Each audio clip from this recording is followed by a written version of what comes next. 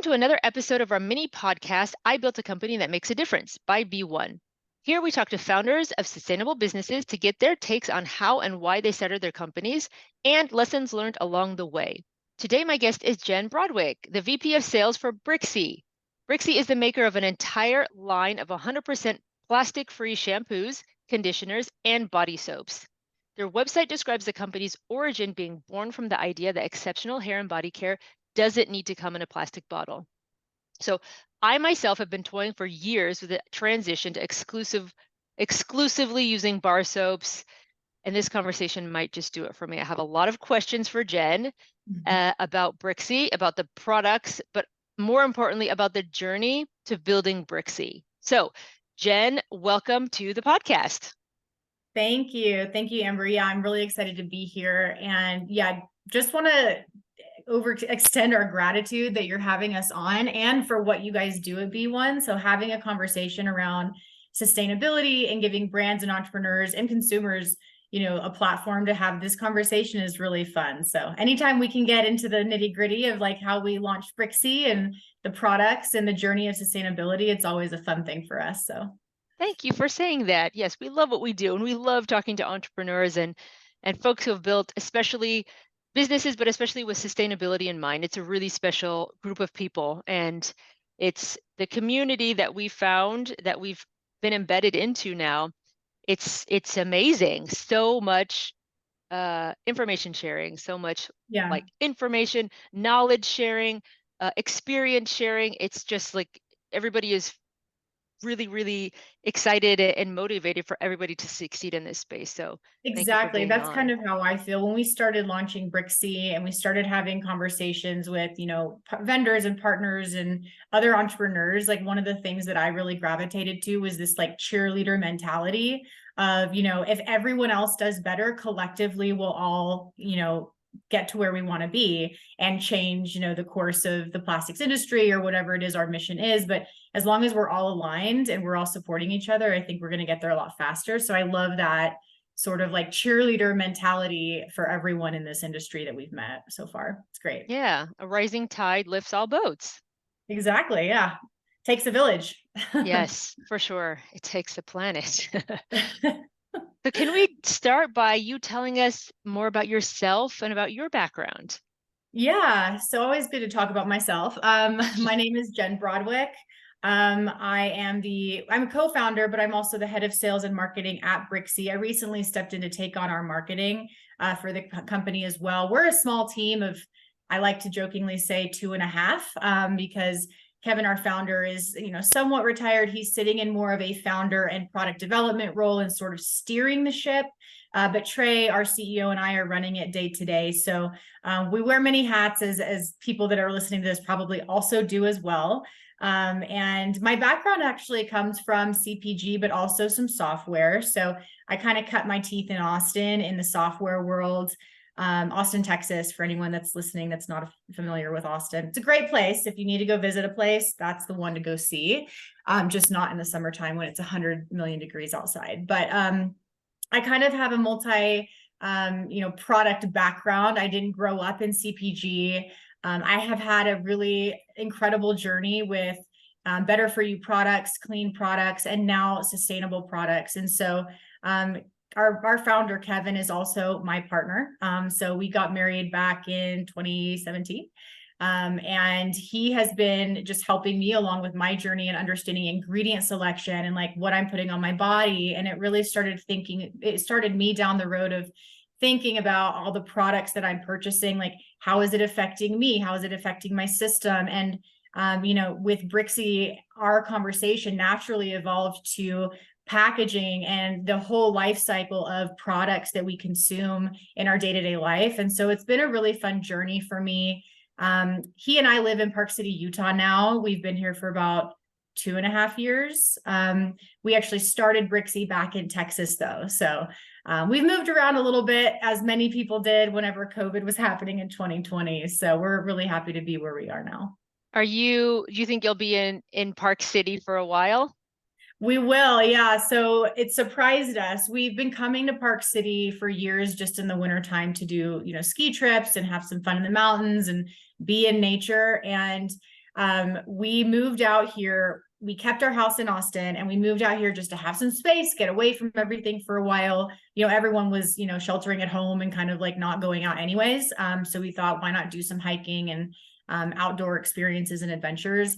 And within 6 months, we put our house on the market because it was just so perfect for our lifestyle.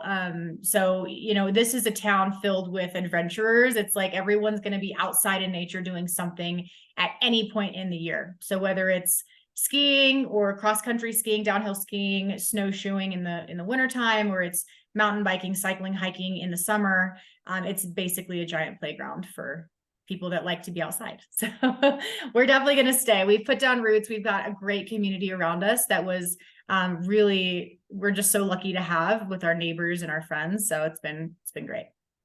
I actually grew up in Grand Junction, Colorado, which is not too far away from Park City. So that's very, very similar in terms of like everything outdoors in Yes, that part of the like high desert, lots of skiing, lots of biking, kayaking, climbing, cross country yep, running, lots of it's such a unique part of the country. It's an it amazing is. place to And, be. if you'd asked me 5-10 years ago, would you ever consider moving to Utah? I would have been like, excuse me, what? Like, why?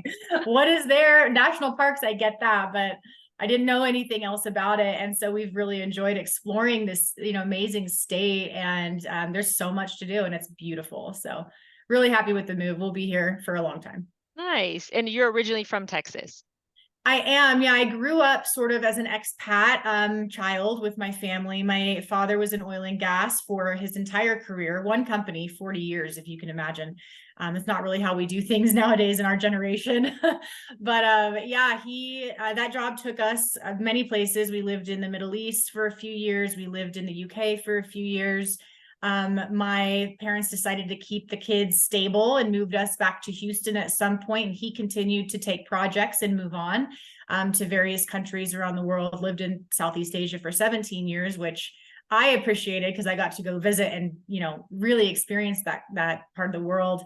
And I really attribute that to like my love and my curiosity of people and cultures and food and just kind of all things that are on this planet. And so I really appreciate that upbringing because I think it definitely left me with the natural inkling of a child going, like, how do I learn about this? And what are these people like? And how do I experience new things? And so it's been really nice to have that as kind of a baseline for my childhood. But Texas is really where I say I come from because I lived there for most of my life. And I did go to university there in Houston and worked there for many years before we moved here to Utah. So it's kind of like where I've really had the core of my life is in Right. Texas.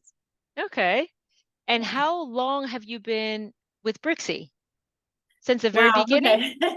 It feels so much longer than it is, right? The life of a co-founder, entrepreneur. So we started, let me back up. Kevin had a previous company that was acquired in 2020. I was working in software sales at a large tech firm in Austin. And during COVID and in 2020, when that acquisition happened, he's always had this book of ideas. And being like an idea entrepreneurial guy, like he's always written down his ideas. And he had this concept that allowed him to basically continue with the expertise he has with building really safe, non-toxic products that work really well in terms of like body care and hair care and things you put on your skin. And he wanted to continue that, but he wanted to make it more sustainable. So he already had the concept of Brixy kind of laid out in his plans. And with his company that was acquired, he had actually started formulating the products into solid formats and testing them to see how they would perform.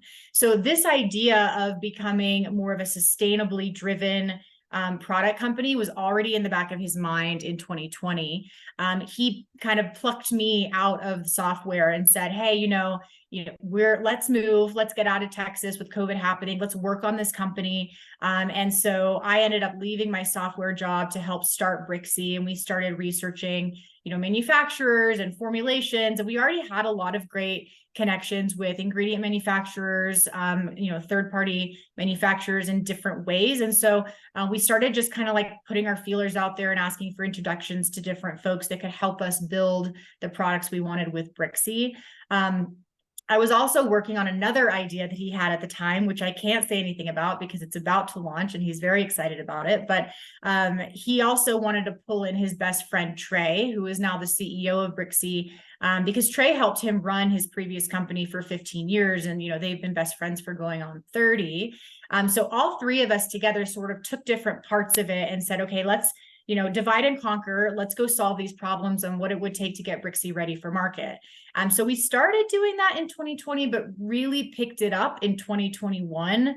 Got our branding done, really spent a ton of time working on the brand personality and what the packaging was going to look like, how we wanted to approach the market and how we wanted to approach such an important problem of plastic waste, but do it in a really fun, light way that really resonated, I think, with a lot of people, instead of making them feel like, oh gosh, it's another thing I need to do better for myself or the planet. Like, we wanted it to be really positive and upbeat. And so taking all of those different things, we started really putting the pieces of Brixy together in 2021. We launched in 2022, in May of 2022. And so now we've only actually been on the market for 15 months, which blows my mind because I feel like I've been working on it for so long. All of us kind of joke and laugh and be like, has it been that long? We've lived in Park City for 2.5 years and we had started already kind of working on it before then. So it's been a journey. But yeah, it's like launching in May of 2022 till now has been such a wild ride and a fast, fun adventure that it feels like a decade has gone by, to be honest. Yeah, I'm sure. I mean, that is the beauty/terrifying thing about having your own venture, is like, oh my goodness. I was just joking with a podcast guest yesterday when, time it's such a weird sometimes you're like, oh my God, I forgot to eat all day. And Yeah. it's just like, and then you think, oh my God, have 15 months gone by? Is that it? It feels like, as you said, it feels like a decade. So Yeah, you decided to leave your job in software in 2020. I did. Yes. I mean, it Okay. wasn't the hardest decision ever, right? I was Okay. going Even into with the COVID office. raging, it was And with like, COVID ranging, we had at my company I was previously at, like, it was like in the office every day, sort of a thing. We didn't really have a work from home setup. And so it was when we started working from home, I think it was maybe a week or two when we started working from home that I gave them my notice of an intention okay. to leave and go help Kevin start his next venture. And they were my team and my people there were so incredible. I really loved it. I loved going to work there every day. But it was software. It wasn't something that I woke up every morning was like, yeah, let's go sell Mm-hmm. some software. This is making a difference in someone's life. So it was really, the team and the culture and the people were great. It was just not something that I was super passionate about.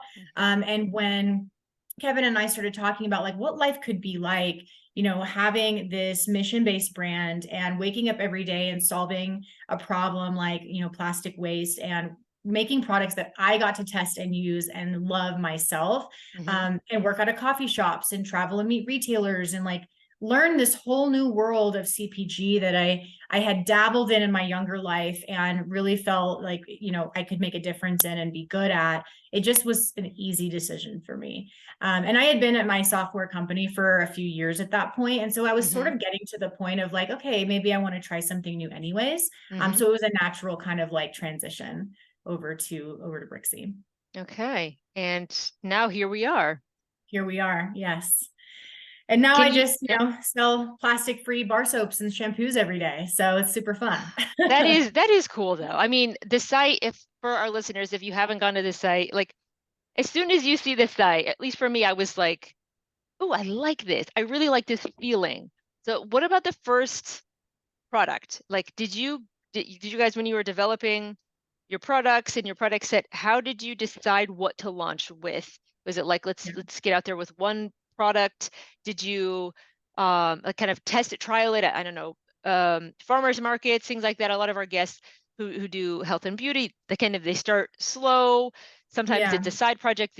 You guys dove straight into this as a full-time gig. But how did Yeah. you decide on that first set of products to launch? Yeah, so we dove in as a full-time situation because we felt like we were at a moment in our specific niche in our category where if we didn't dive in all in, that we would miss our moment, right? And Okay. so we looked at the landscape of other brands doing kind of what we wanted to be doing and what the area we wanted to play in, which is like solid hair care, body care, facial care. And there's not that many, but we could see it coming, right? Like the big wave of like brands really wanting to jump on the sustainable category. And we've been working on it for a while. So we already sort of had this like baseline knowledge of like who were the main players, what were their product assortments. We of course did a full deep dive of all of the different products on the market, what made them unique, what were their talking points and call outs, and what was the, range of the products that these other brands had that we really respected and appreciated what they were doing already and enjoyed ourselves. And we took that and we said, okay, we need to go full in. And what are we going to start with was the question. And so what we decided to start with was a line of hair care with a body care complement. So we didn't want to just do shampoo and conditioner bars. We wanted to have like a body wash that could go along with this. You could have like a full shower experience, right? And so that's kind of how we got to, okay, let's launch with a shampoo, conditioner, and body wash. And we launched with 9 SKUs all at once. And we basically had one formula for shampoo, one formula for conditioner, one formula for body wash, because we didn't really have time to like test everything and get all of the different variations of everything we had in our heads ready. But we knew that we wanted to come to market with something that appealed to a wide range of potential customers. So we came up with this really great formula. It's our balance and hydrate formula for our hair care. It's essentially a shampoo bar that's designed to balance the oil production on your head. So, the grease on your hair, and then also hydrate your strands in the process. So we looked at a lot of the things that, what are people worried about when it comes to solid hair care in a bar format? And a lot of those things were just people not understanding the concept of the ingredients that are going into it, how to use it, the basics of how to store it. And so we try to really answer those questions, but we knew that we just wanted a product that was going to appeal to most customers to get our skin in the game and get our products out into the hands of real users. And so again, kind of backing up, we wanted to go quickly because we felt like that moment was happening where if you're too early, then you're kind of spinning your wheels a little bit, getting consumers ready for a product that's maybe a new thing. It's going to change your behavior. And where that's what we're really asking people to do is change something that they maybe have been accustomed to doing a different way their entire life. And so we wanted to make sure that we had a really good assortment, at least to the point that someone would go, oh, this is more than just a one trick pony. Okay, I can get into this and dig a little deeper and really understand more about their mission, what they're trying to do, or the products that they have. And also we didn't want to be too late to the game and say, oh, let's just be careful. Let's go slow. Let's have one product, or maybe 2, like if it was just shampoo and conditioner or just a body soap. If we did that, and, we had the boom that we were anticipating and banking on, we'd be then late to the game, right? Having the conversations with the retail buyers, introducing ourselves to the customer yet again with something new and fresh. And we thought, why not just go all in and bet on this concept and idea that's already sort of out there. We weren't the first to come up with this idea. We just wanted to improve upon it, make it better, make it more mainstream. And so that's kind of what led us to, all together agreeing that we needed to go head first and go big or go home kind of an idea, and come with a good assortment of products. So we have 3 shampoo bars, 3 conditioner bars, and 3 body bars. They are the same formula, like I mentioned, but they have a scent variation. So people can choose the scent that they appeal to most. Okay. Well, yeah, go big. It's so nice when you can see market trends and you can see a window coming down the pike and you say, right, we've got to start this thing now to be ready for that. That's such a benefit. I've got 2 kind of different angles of question. One is on the business side. For this particular set of products, what are some of the idiosyncrasies about bar soaps, conditioners, shampoos that like an average person wouldn't know about, that you had to account for in your production and in your ingredients list and in how you made your products, how you make your products? And on the other side is exactly what you had mentioned. What are some of the objections that you come up against that people I'm sure it's a little bit different now. As you said, there are bar soaps that are in existence, and people have started to use them. That general, it's kind of seeped into the general collective knowledge. But on Yeah. the consumer side, what are some things that are stopping people from making that transition that you guys then try to answer the questions or account for as well? So one is on the business side, one is on the consumer side. Yeah, so from the business side, I think some of the things to consider when you're changing the formulation from a 70 to 80%, 90% water-based formula that comes in plastic to something that's solid, is how does it perform, right? So are you going to give the experience that the consumer is looking for? So you have to think about that in terms of the ingredients you're using.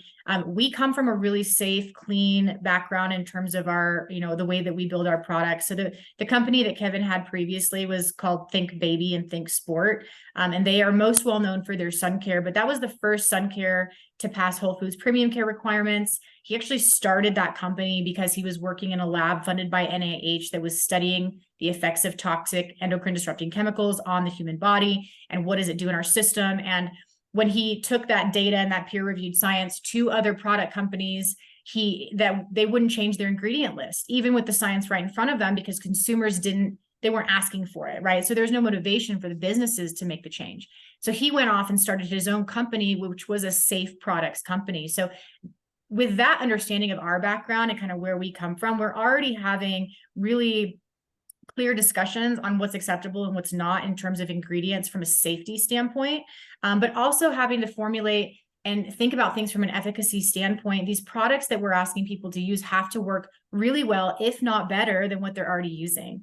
And so we had to be really creative and confident in this ingredient selection that we came up with and do a lot of testing, and wanted to really nail that experience for consumers. One of the weird things with bars that we didn't think about in the beginning, but we, very quickly realized is that depending on the environment these bars are in, right? Like if they're left in a really super humid environment that's super hot, like if they're out in Phoenix, just baking away, they start to kind of like melt a little bit. But that doesn't happen if you're somewhere like where we are, where it's like super dry, high mountain desert climate.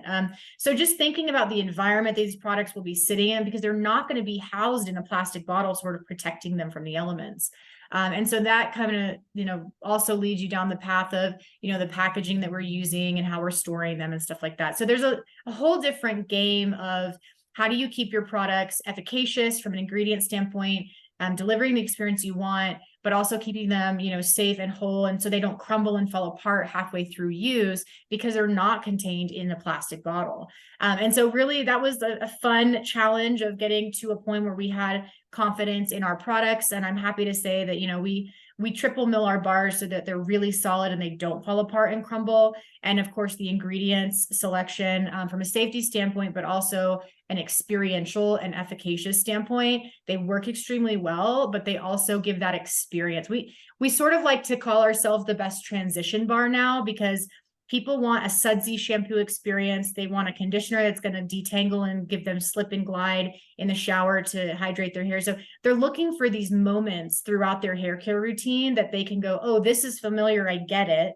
And so we've really nailed that. I think if you look at the products on the market, we're going to be the closest to what you're used to if you're coming from a plastic bottle and a water-based product. And so that was some of the stuff we really had to think through, was just how are they going to perform, stand up, in different environments. And then of course, make sure that they're giving the experience that they need.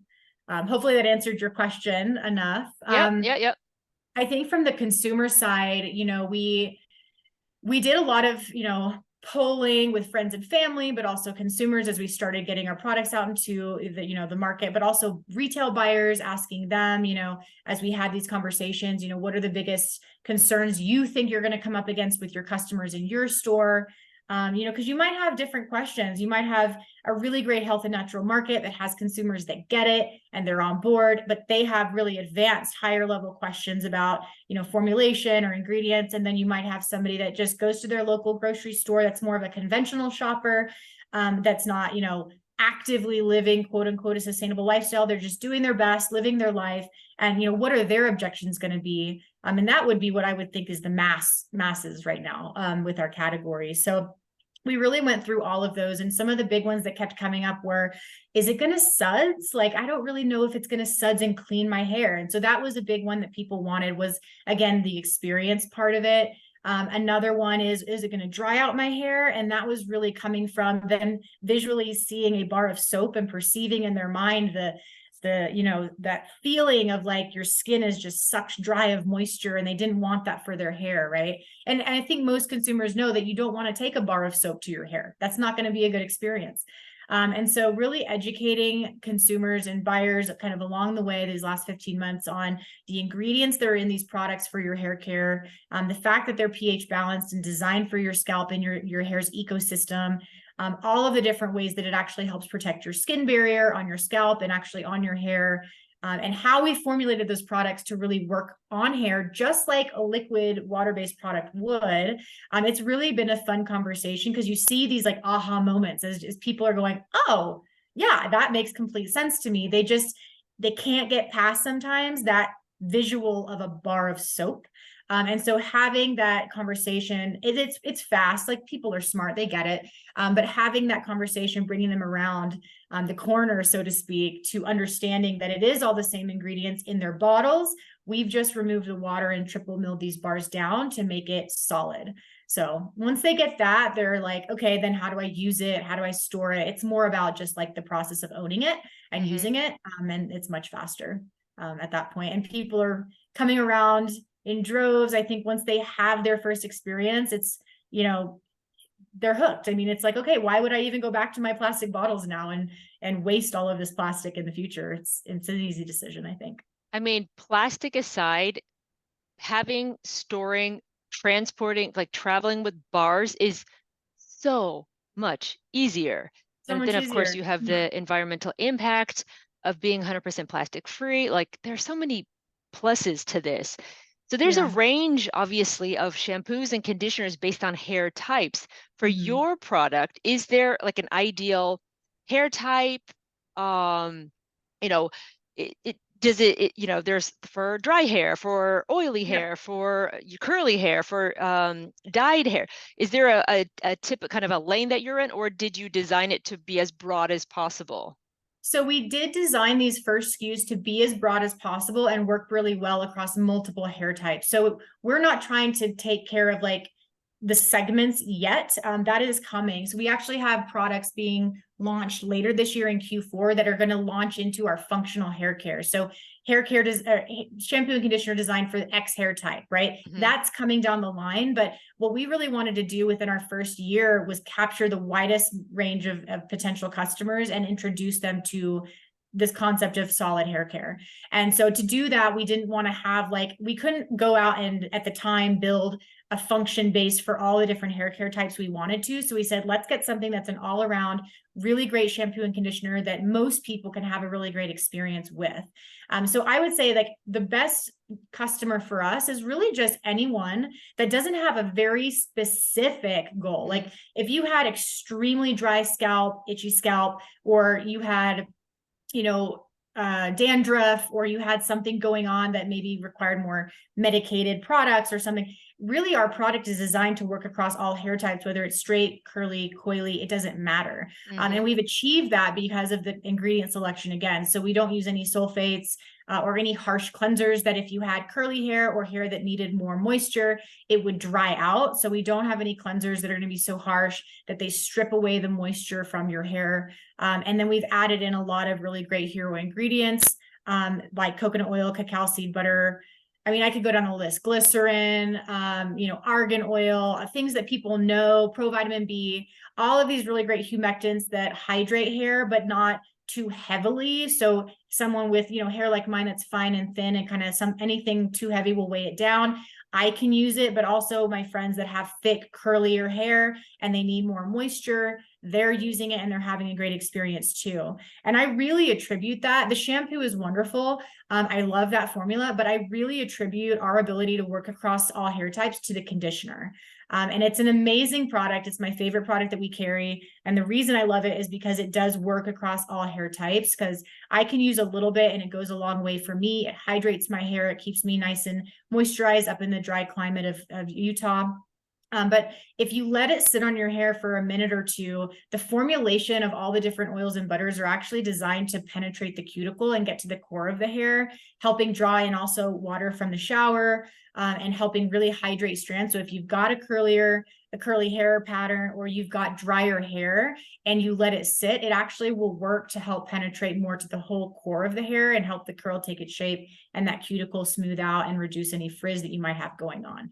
And it's a leave-in conditioner. So I can use it, or anyone could use it as a Is leave-in it? Oh, post that's super shower. interesting. Yeah, I'm all about like multi-use products in my own, personal use. And so this is something that I really love to highlight is like, hey, it's not just a conditioner in the shower. Like take that bar with you. Once you're out of the shower, you just rub it in your hands and get as much as you want on your fingertips and run it through, leave it in style as usual. It's amazing. And so now you've got two products, no plastic, right? So and because it works on multiple hair types, it's just so nice to see that it can be used in different ways based on the level of moisture that you're looking for. And I just love that. I think it's the best out of the three, the shampoo, the conditioner, the body. For me, that's the one that I love the most. I'm so intrigued now. Okay, I'm so interested. Do you see, this is just a question that came to me because you mentioned most people know that they don't use bar soap on their hair. And I was thinking, oh, I have known, especially when I was younger, some young men who did not know that. So that Hmm. got me thinking about your split between like your customers and how they respond. Is there a difference between men and women and how they respond to or they can, just say, eh, okay, great, I'll incorporate this immediately. There's no barrier to understanding. Is there any difference that you're seeing when you do your customer discovery between men and women? For sure there is. Yeah, I think there's still a segment of the guys out there who don't care that much. They're not worried, right, as much of their physical appearance, or maybe that's not the right thing to say. They're not worried and they're not too picky with the products they're using. If they feel like they're working, they're a fan for life, right? They're just easy customers. But I do think that there's this whole group of men out there that are elevating their understanding of their personal care products. And I mean, you see that from all the different brands that are men specific, right? They're really Hmm. going after the male category, the male customer. And I think that it's helping sort of elevate their understanding of ingredients, their understanding and their, by default, like the care that they take with their personal hygiene. And so I think that that's changed from what it was maybe even 10 years ago.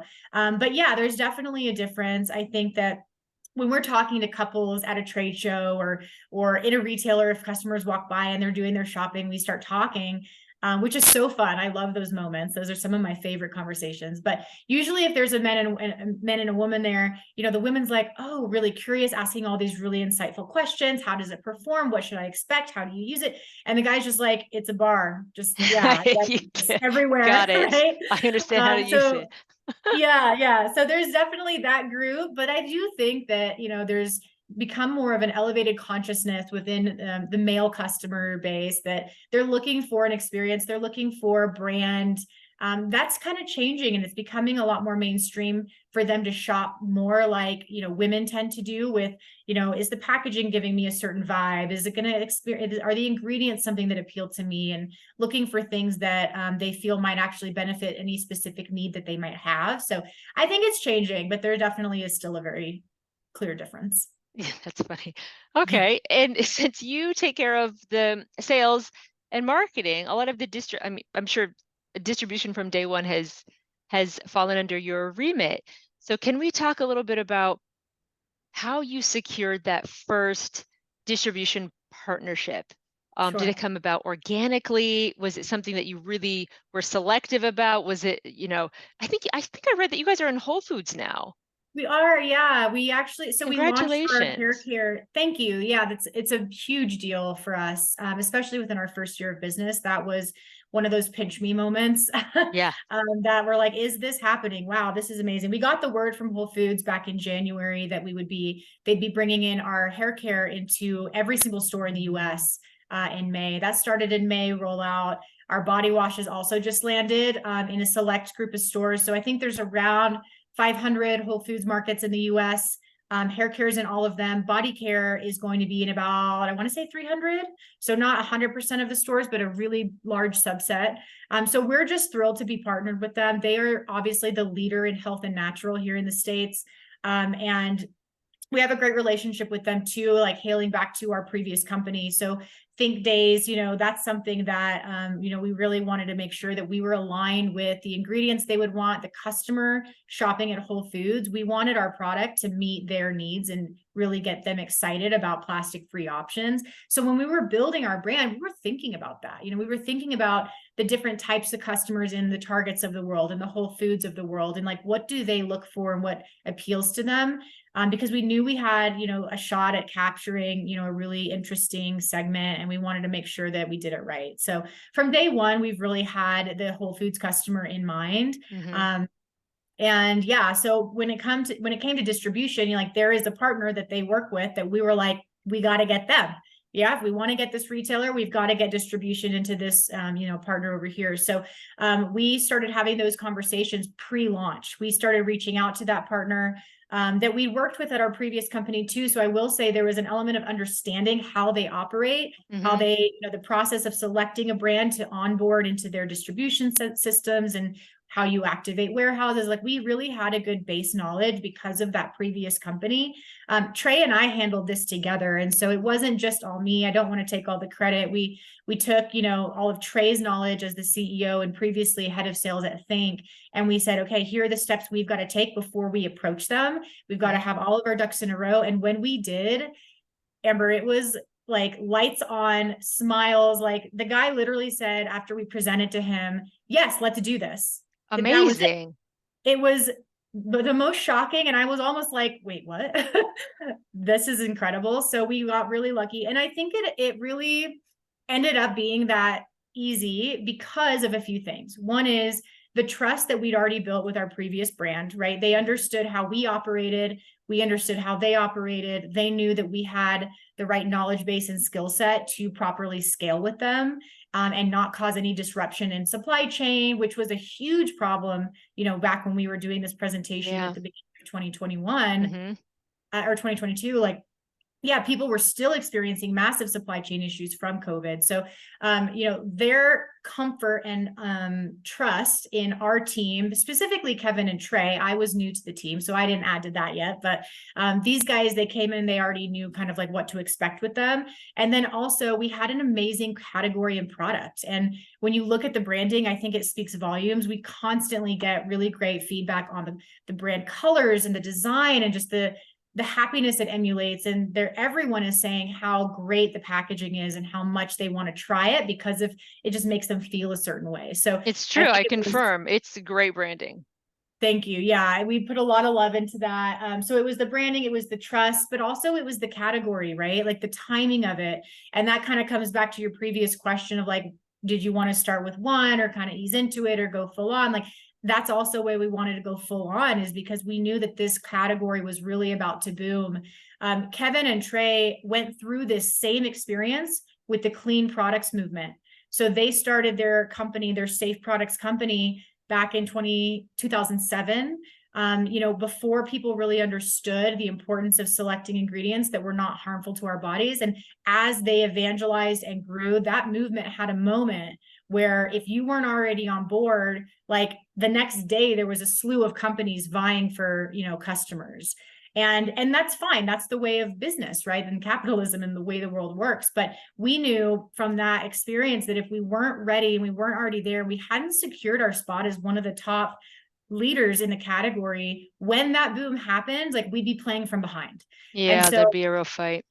it would, yeah, it'd be an uphill battle. And so we wanted to our goal was to make Brixy one of the top 3 to 5 brands within the category within our first year.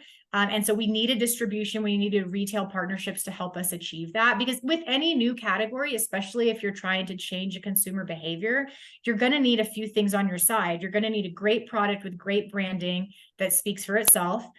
You're going to need retailers on board to help spread the word and get your product in front of eyes that you might not find online, and you've got to have, an actual movement. So there's got to be interest and growth within that category. And when you have all three, it's sort of a recipe for immediate success, not immediate success, but it's a recipe for success if you do all the rest of it right.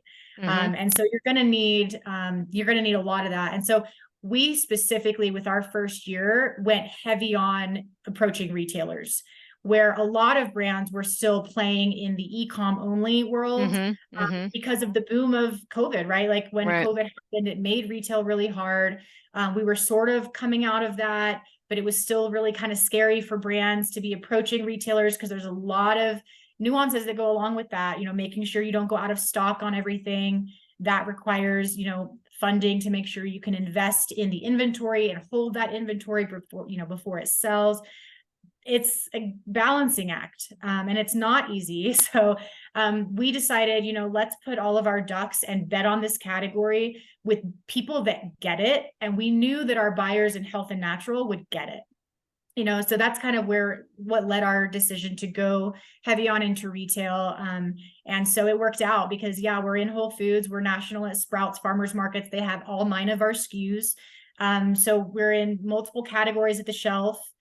So that is increasing our brand awareness for, consumers that are just finding us within these retail businesses. And it's been a fun ride, but it's definitely been, a fast, wild one, and a struggle at times. Like it's not always easy, like having the right checks and balances in place to grow that quickly is difficult.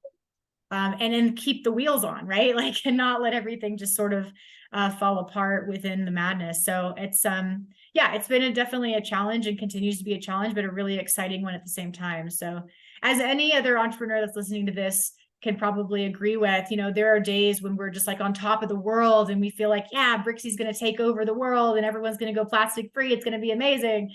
And then there are days where it's like, oh my gosh, it feels like an uphill battle and I'm just pushing along, right? So you have to manage the smiles and the cries along the way. Like you can't get too over enthusiastic about stuff, and you can't get down when things feel like they're super hard. You just got to keep pushing and believe in your mission. So. So then 2 questions for me. One, for folks who order directly from your website, what are all the markets that you ship to? Okay, so we only ship to the US right now. We do have a partner in Canada, but they handle all of our distribution in Canada. So they're handling all the retail relationships and online, even our like Amazon and stuff. They're doing that. So for Brixy US, we only ship to the US right now. We have started expanding with international business partners, distributors, but we're letting them sort of own their regions rather than, we don't have the ability right now to hire a bunch of staff and team members that can navigate all the intricacies of selling in other countries. And so what we've done is we've said, hey, let's approach these different distributors that might be interested in offering a product like Brixy. And we've started launching in other countries. So we've recently just launched in Singapore most recently.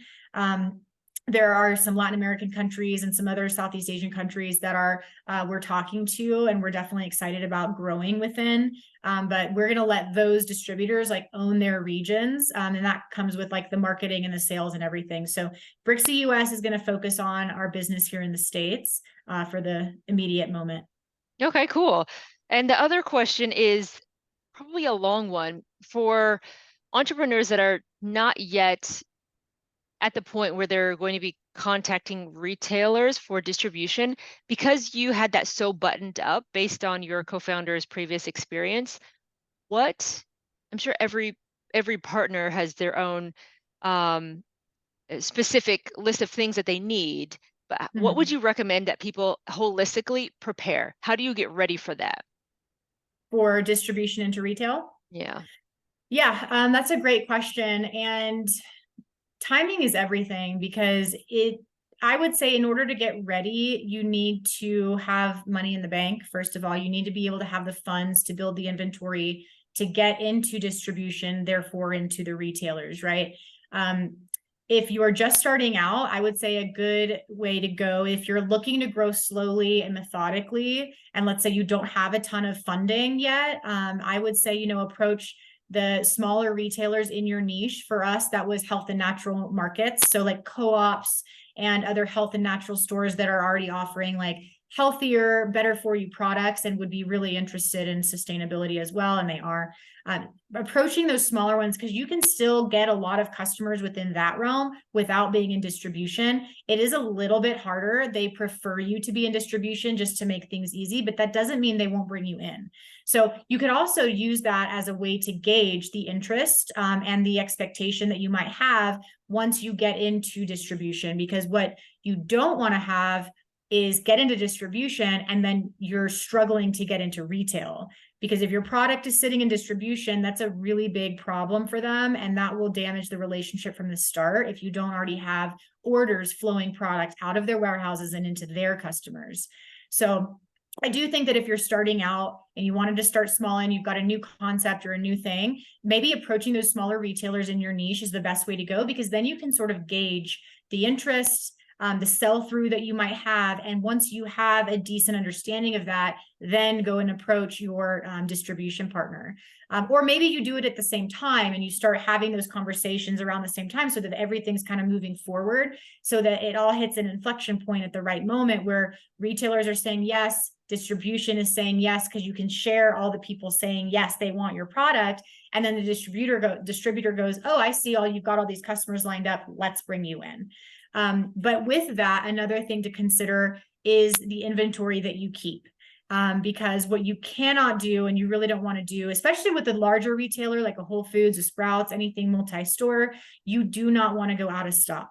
You go out of stock, it's like the kiss of death for CPG. So that's something to really consider. And it's going to be important to forecast, to take into consideration the current category sell-through at that retailer. So maybe working with that buyer to understand expectations, what's happening today, what are their success rates look like, so that you can kind of plan for that. And because, yeah, you don't want to go out of stock. It's a chain reaction of, bad things once that happens, because the retailers are losing money when things aren't on the shelf, distributors aren't getting passed through product, and everyone's losing. So that's something to definitely consider, is how much inventory you're investing in and keeping at your warehouse prior to filling it into a distributor to go to retail. Okay. All right. That makes sense. Thank you for that. That would be super helpful for a lot of our listeners, I'm sure. Mm-hmm. When it comes to marketing for Brixy, as you said, this is not you guys are so young to have done so much. What are the channels that you really leaned on first? And has that changed a lot to where you are now, 15 months down the line? Which channels are really working for you? And what do you use them for? Is it acquisition? Is it brand building? Is it visibility? Is it community building? How do you use, or how do you think of your marketing? How do you employ marketing? Yeah, so I would say that within the first year, we put most of our efforts and our marketing dollars towards retailer partnerships. So Okay. we had, a set amount of money that we were able to spend. Some of that went to product, for the marketing dollars specifically, a lot of that went to free fill for some of our larger partners, because that's just part of the deal.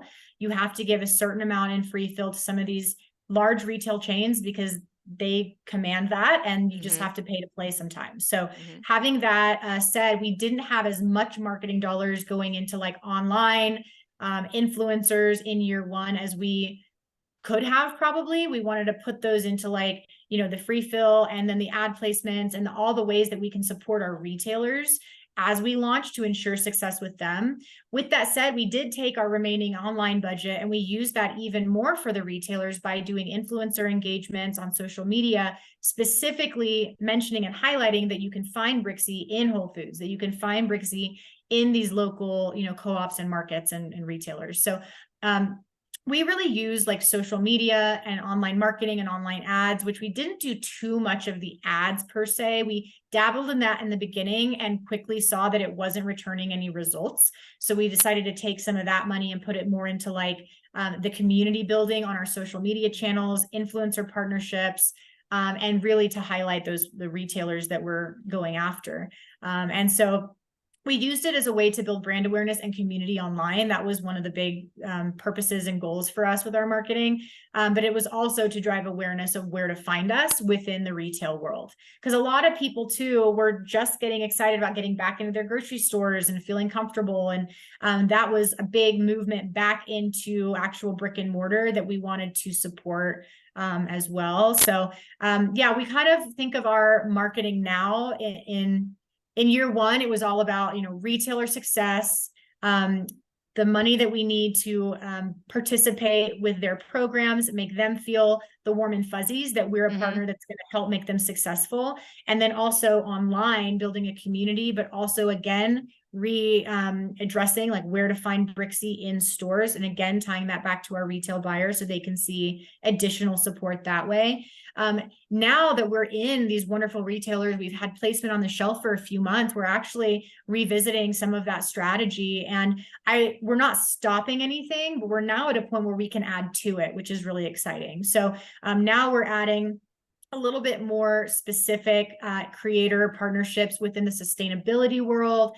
We're also trying to make sure that people know where to find us online more. And so we've got some really great online partners like Beautyology, which is an amazing, do you guys know about beautyology.com? Because if you don't, they're amazing.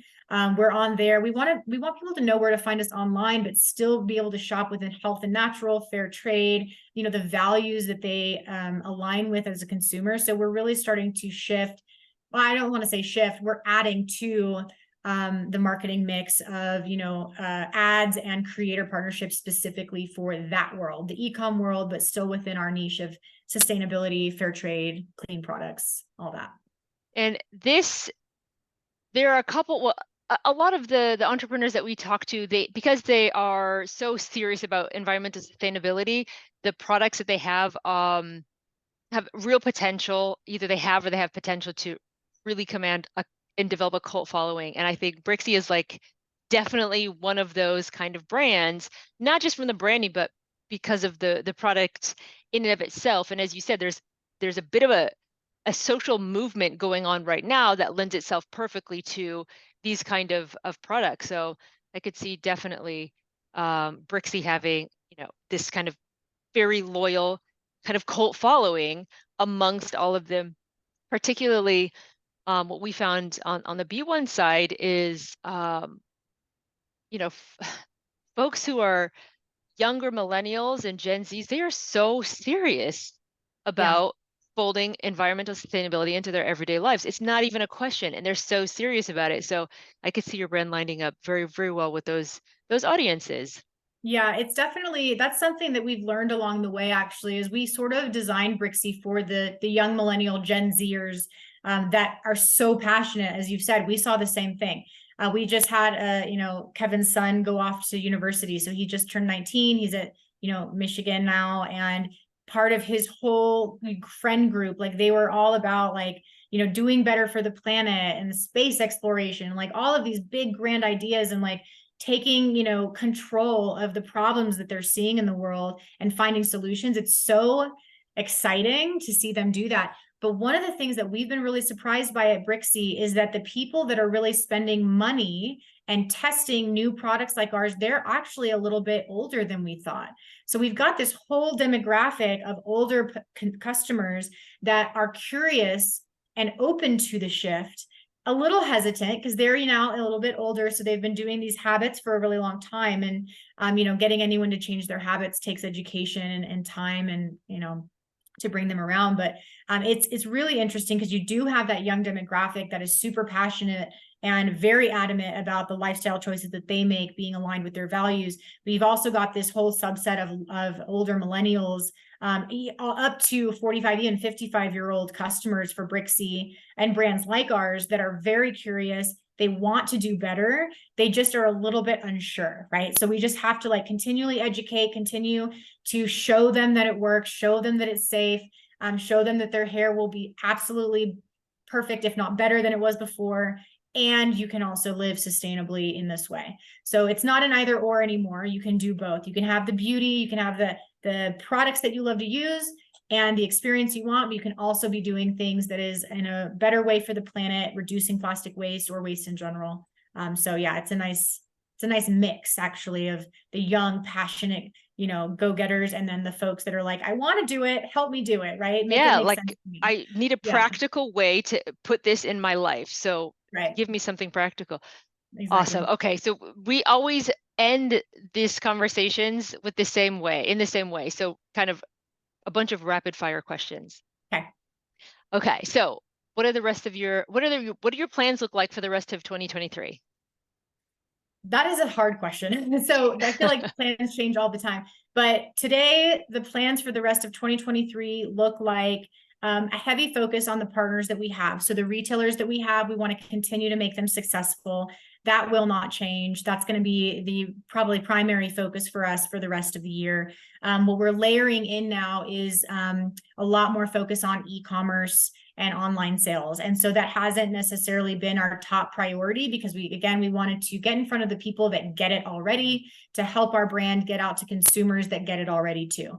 And so now we're trying to cast a wider net. So the rest of this year is going to be continuing to push along our retailer partnerships, make them successful, and then also add in the e-com push for higher funnel customers that are maybe not even thinking about it, but we spark curiosity and they're interested in that. And being more sustainable is something a lot of people naturally will gravitate to by default. So layering in that next aspect of customers and getting more up funnel customers, seeing our brand, building brand awareness online is going to be a focus for me for the rest of the year as well.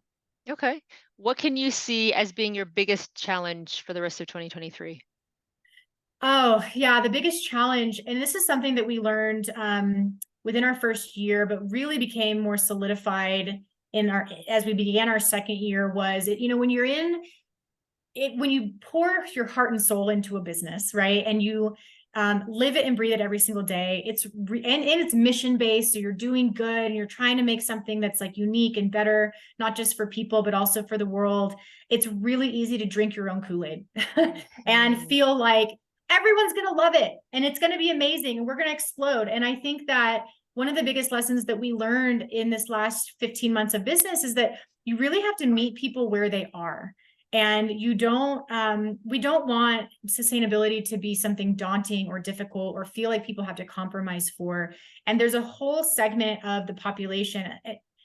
Let me back up. You have to remember, like, this category that we're in is like a speck. It's a drop in the bucket of the masses that are using plastic bottles for all these various categories and products. So what we're doing is, to us, our whole world.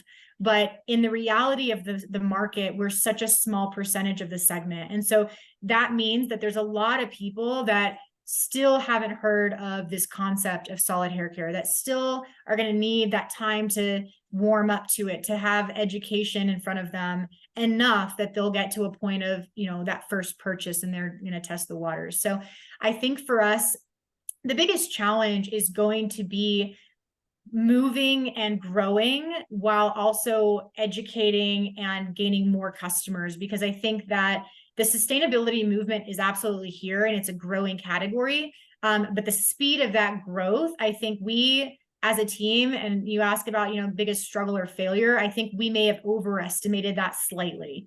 We're seeing success. We have a really great customer base now, but in terms of the category percentage, it's smaller than we expected.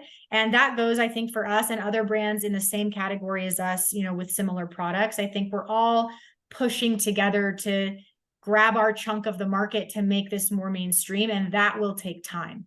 So I think the biggest challenge for us is going to be to keep our heads down, keep positive, keep motivated, and keep doing what we do best, and that's making great products that make it easy to live sustainably.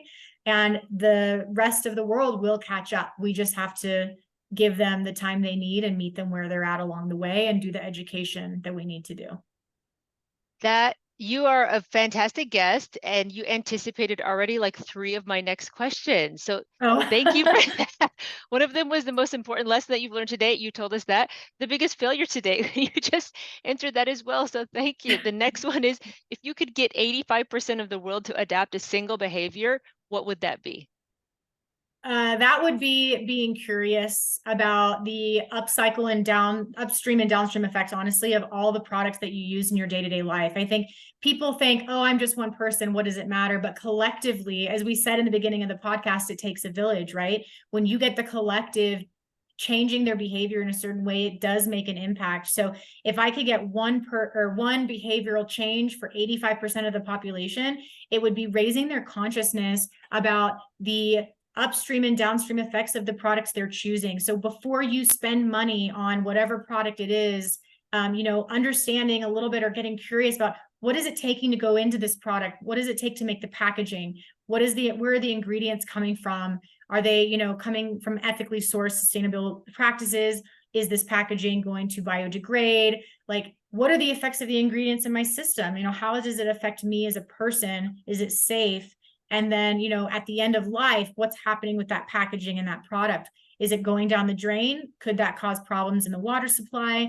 Is this packaging going to a landfill? Can it get recycled? And I think the recycling myth of plastic is just one of the biggest struggles that we face. Is that the reality is plastic is not getting recycled. 94% of plastic is ending up in landfills or oceans. And so we've sort of been sold this big lie of like, oh, we can just recycle it, it's fine. So I think that I would just say, if I had to choose one behavior, it would be just getting people into a mental state where they're naturally curious and they're asking those questions about what is the upstream effects and the downstream effects of this product I'm about to buy and support. And I think if you start to even ask those very high level questions, by default, people are going to start to get into getting a better understanding and raising their consciousness around what those things mean for themselves, for the planet, for sustainability, and the values that they hold as a consumer. And I think by default, that will start to shift things in the right direction. And it will take time, but I think it'll be moving us down the right path. So Wonderful. And then can we get you to plug where we can find you? Website, socials, oh, absolutely. Yeah. stores, Whole Foods and Sprouts, but where all can we find you? Yeah, we'd love it if everyone would follow us on social and support us and be part of that community there. We're having a lot of fun. The tags for Instagram, TikTok, Facebook, it's all Go Brixy. So Go and then Brixy, Go Brixy. You can buy us in Whole Foods markets nationwide. You can buy us in Sprouts nationwide. Basically, any of your natural health and markets in your town, look for us there. If we're not there, and we're in a ton, but if we're not, ask for us. They'll know who we are. They'll know who I am, most likely. And we're also in a lot of conventional markets too. So, even if you are going to, a Rayleigh's or a Hannaford, depending on the region of the world you live in here in the States, they're starting to carry plastic-free options. So go in and ask what they have. Ask for Brixy if you don't see us. But we're in a subset of conventional markets too. And then for everyone shopping online and still needing that convenience factor, we're on gobrixy.com. We're on Amazon as well. Again, meeting people where they are. We wanted to make sure that we're accessible. And then, of course, Beautyology, we're on Macy's.com. We're on Walmart.com. So basically all the major marketplaces online, and then a few really niche, wonderful partners like Beautyology. For our Gen Zers out there, you can even shop us on apps like Flip and Super Great. So, we're trying to make sure sustainable options are available to people wherever they like to go and do their shopping. So Wonderful. Jenn, a big thank you for stopping by. I feel like that was the tiny push, although you gave us a wealth of information, but that was a tiny push that I needed. I was telling Jenn before we started recording that I have like 3 products that are just waiting for me to check out in my gobrixy.com shopping cart right now. So I'm convinced that I'm going to go back there and order now, and then have my mom hand bring these to me in London. So thank you very much, Jenn, for stopping by. Absolutely. Thank you, Amber. And thank you, B1, for inviting me. It's been fun. And everybody else in the audience, we will see you on B1.